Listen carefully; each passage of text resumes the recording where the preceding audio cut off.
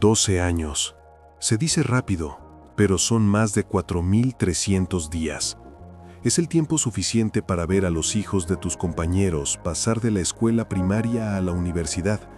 Es el tiempo suficiente para que las paredes de una oficina dejen de ser concreto y se conviertan en parte de tu piel. Julián conocía el sonido de cada baldosa floja en el pasillo del tercer piso. Sabía exactamente a qué hora el sol golpeaba el cristal de la ventana y obligaba a todos a bajar las persianas. Pero lo que Julián no sabía, mientras terminaba de organizar los archivos del trimestre un viernes por la tarde, era que para la empresa él ya no existía. No hubo una reunión de despedida, no hubo un apretón de manos frío, ni siquiera un grito de frustración por parte de su jefe. Lo que hubo fue algo mucho más cruel: un silencio absoluto.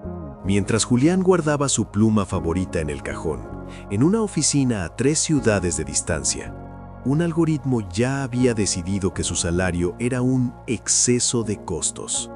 Un joven de 22 años, que nunca había pisado esa oficina, ya estaba recibiendo las credenciales de acceso a toda la vida laboral de Julián. El reemplazo no fue un evento, fue un proceso quirúrgico, invisible y letal. Julián se fue a casa ese viernes con la satisfacción del deber cumplido, sin saber que el lunes su huella digital sería solo un código de error en la pantalla de entrada. Para entender la magnitud de la traición, hay que entender quién es Julián. Julián tiene 48 años.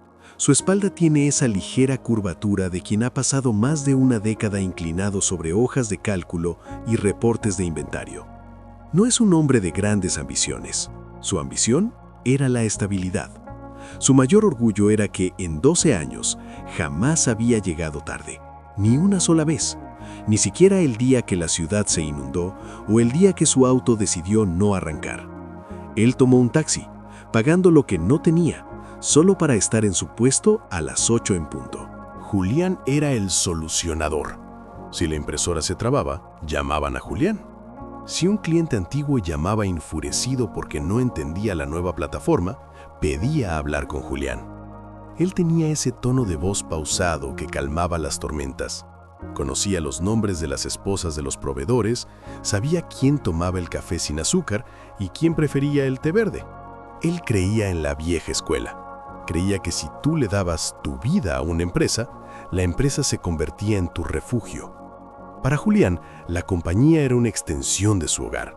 Su escritorio era un pequeño museo personal, una foto de su boda, un dibujo que su hija le hizo cuando tenía 6 años y que ahora ya era un adolescente, y un pequeño cactus que había sobrevivido a 3 mudanzas de oficina. A menudo, Julián se quedaba después de hora, no porque se lo pidieran, sino porque sentía que era su responsabilidad. Veía a los nuevos empleados llegar, jóvenes con títulos brillantes y mucha prisa por irse a las 5 en punto. Julián los miraba con una sonrisa paternal. Ya entenderán, pensaba él. Con el tiempo, entenderán que esto no es solo un sueldo, es una comunidad. Su esposa, Elena, se lo decía siempre. Julián, descansa. La empresa no se va a caer si te tomas un viernes libre. Pero él se negaba. Sentía que si él no estaba, algo se rompería. Se sentía indispensable. Y esa fue su mayor equivocación. La empresa lo había convencido de que era una pieza clave del motor, cuando en realidad, para los nuevos dueños del holding que había comprado la compañía hacía 2 años, Julián no era más que una fila en una hoja de Excel. Una fila que costaba demasiado en beneficios por antigüedad. La última semana de Julián fue extrañamente normal. El café sabía igual. Las bromas en el pasillo eran las mismas. Sin embargo, si hubiera prestado atención, habría notado que su jefe, el señor Ramírez, evitaba cruzar la mirada con él. Ramírez sabía. Todos en la cúpula sabían. Estaban dejando que Julián terminara el trabajo pesado del cierre de mes antes de soltar la guillotina. Lo estaban usando para que el nuevo recibiera todo limpio y ordenado. 12 años de lealtad estaban siendo utilizados para facilitar su propia ejecución profesional. La traición, a menudo, no llega con un estallido, sino con un goteo constante de pequeños desplantes. El primer síntoma ocurrió un martes. Julián intentó entrar a la carpeta compartida de Estrategia Anual, un archivo que él mismo había alimentado durante una década. La pantalla mostró un mensaje seco: acceso denegado, contacte con el administrador. Julián sonrió para sí mismo, pensando que era uno de esos fallos técnicos típicos de los nuevos sistemas. Fue a la oficina de IT, pero el encargado, un joven que solía pedirle consejos sobre cómo tratar a los directivos, no lo miró a la cara. Estamos actualizando permisos, Julián. Vuelve a tu sitio, te avisaremos. Nunca le avisaron.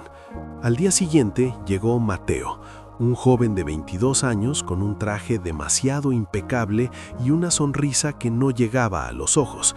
El señor Ramírez, el jefe de Julián, lo trajo del brazo como si fuera un trofeo. Julián, este es Mateo. Viene a apoyarte con la carga administrativa. Quiero que le enseñes todo. Tus atajos, tus contactos, tus métodos de cierre. Necesitamos que Mateo sea tu sombra. Julián empezó a sentirse como un fantasma en su propia casa. En las reuniones de los jueves, notó que ya no le pedían su opinión. Le pedían que tomara las minutas. El hombre que había salvado auditorías millonarias ahora era el encargado de anotar quién quería café y quién quería té. Sus compañeros, esos que antes lo buscaban para pedir consejo, empezaron a susurrar cuando él pasaba. El olor a despido es algo que todos huelen, menos la víctima. La oficina se volvió un lugar de silencios incómodos y miradas que se desviaban. El quiebre definitivo sucedió un viernes, pasadas las 6 de la tarde. La oficina estaba casi vacía, envuelta en esa luz azulada de las pantallas encendidas. Julián se había quedado, como siempre, para dejar el área de archivo impecable para el lunes. Mateo se había ido temprano, dejando su sesión de computadora abierta por descuido. Julián pasó por el escritorio de Mateo y vio un correo electrónico con el asunto Plan de Transición, Departamento de Logística. La curiosidad, o quizás un instinto de supervivencia que se despertaba tarde, lo obligó a mirar. El correo era del señor Ramírez para el director de finanzas. Decía: el proceso de transferencia de conocimientos de Julián a Mateo está al 95%. Mateo ya domina la base de datos crítica y ha establecido contacto con los proveedores clave. Procederemos con la desvinculación de Julián el próximo lunes a primera hora, para evitar el pago del próximo bono de antigüedad. Mateo asumirá el cargo con un contrato de prestación de servicios, ahorrándonos un 40% en beneficios prestacionales. Julián sintió un frío que no venía del aire acondicionado. Sus manos empezaron a temblar tanto que tuvo que apoyarse en la silla que antes era suya. No era solo que lo iban a echar, era que lo habían usado como a un animal de carga para entrenar a su propio verdugo. Cada consejo que le dio a Mateo, cada truco que le reveló, había sido un clavo más en su propio ataúd. Se quedó allí, en la penumbra, mirando la pantalla. Recordó las veces que se quedó hasta tarde mientras su hija lloraba porque él no llegaba a leerle un cuento. Recordó cuando pospuso su operación de rodilla para no dejar a la empresa sola en una auditoría. Todo ese sacrificio, toda esa lealtad de familia, se resumía en un 40% de ahorro en un correo electrónico. Cerró la sesión de Mateo, caminó hacia su nuevo y pequeño escritorio junto a la fotocopiadora, tomó su cactus, que se veía marchito bajo la luz artificial, y lo metió en su maletín. No lloró. El dolor era demasiado profundo para las lágrimas. Era una mezcla de rabia y una vergüenza insoportable. Se sentía estúpido, se sentía desechable. Salió del edificio esa noche caminando muy despacio, saludando al guardia de seguridad por última vez. El guardia le deseó un buen fin de semana. Julián no pudo contestar. Sabía que el lunes ese mismo guardia tendría órdenes de no dejarlo pasar. El lunes amaneció gris, como si el cielo se hubiera puesto de acuerdo con el alma de Julián. Se vistió con su mejor traje, el que usaba para las reuniones importantes. Elena lo miró extrañada desde la cocina. ¿Tienes algo especial hoy, Julián? Él solo asintió, incapaz de decirle que hoy iba a presenciar su propia ejecución profesional. Llegó a la oficina a las 7:45 a.m., 15 minutos antes, como dictaba su código de honor de 12 años. Pero al llegar al torniquete de entrada, el dispositivo emitió un pitido rojo, seco y metálico. Acceso denegado. Julián lo intentó 1, 2, 3 veces. El guardia de seguridad, el mismo con el que bromeaba sobre el fútbol todos los viernes, se acercó con una expresión de piedra. Lo siento, Julián. Tu nombre ya no está en la lista activa. Debes esperar aquí. Julián se quedó de pie en el vestíbulo, un espacio que conocía como la palma de su mano, pero que de pronto se sentía como un territorio hostil. Vio llegar a sus compañeros. Algunos bajaban la mirada al verlo allí parado. Otros pasaban rápido, fingiendo que hablaban por teléfono. Entonces apareció Mateo. El joven entró con su tarjeta nueva, le dedicó una sonrisa rápida y cínica a Julián y pasó sin decir una palabra. Mateo ya no necesitaba a su maestro. Ya le había robado todo lo que necesitaba. A las 8:30 a.m., el señor Ramírez bajó al vestíbulo. No lo invitó a subir a su oficina. No hubo café ni privacidad. Lo llevó a una pequeña sala de reuniones acristalada justo al lado de la entrada, a la vista de todos los que pasaban. «Julián, esto no es personal», empezó Ramírez, usando esa frase que es el escudo de todos los cobardes. La empresa está girando hacia un modelo digital y tu perfil ya no encaja con los nuevos KPI del grupo. Aquí tienes tu liquidación. Julián miró el sobre. No lo abrió. Miró a Ramírez a los ojos y le preguntó: ¿por qué me hiciste entrenar a Mateo si ya sabían que me echarían? ¿Por qué me obligaron a regalarme mis 12 años de experiencia a alguien que solo quiere mi silla? Ramírez se encogió de hombros, consultando su reloj de lujo. Era lo mejor para la continuidad del negocio, Julián. Entiéndelo, los sentimientos no pagan las nóminas. Julián se levantó. No firmó el mutuo disenso. Sabía que sus 12 años valían más que la limosna que le ofrecían para que se fuera en silencio.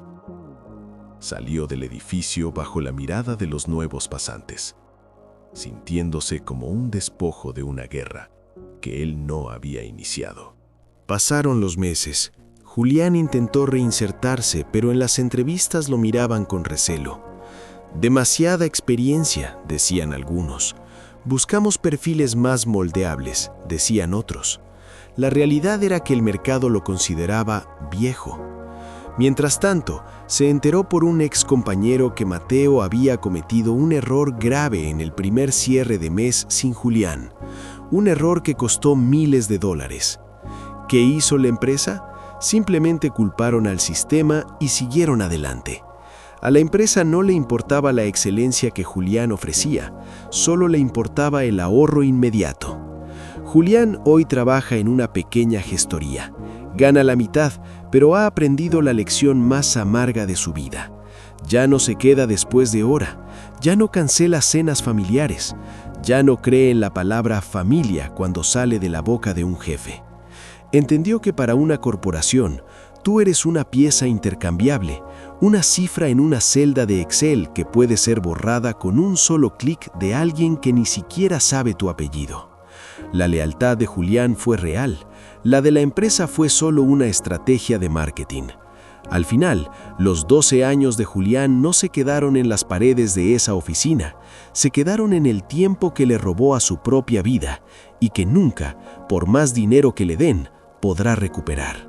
Hoy, cuando Julián pasa frente al edificio donde dejó su juventud, ya no siente tristeza. Siente lástima por los que todavía están adentro, creyendo que son indispensables, sin saber que su reemplazo ya podría estar entrenando en la oficina de al lado.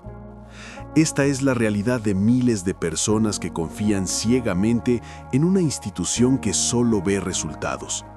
Julián dio su vida por una silla que hoy ocupa alguien que ni siquiera sabe quién fue él. ¿Y tú? ¿Qué habrías hecho si descubres que estás entrenando a la persona que te va a quitar el puesto? ¿Crees que existe la lealtad real en las empresas hoy en día?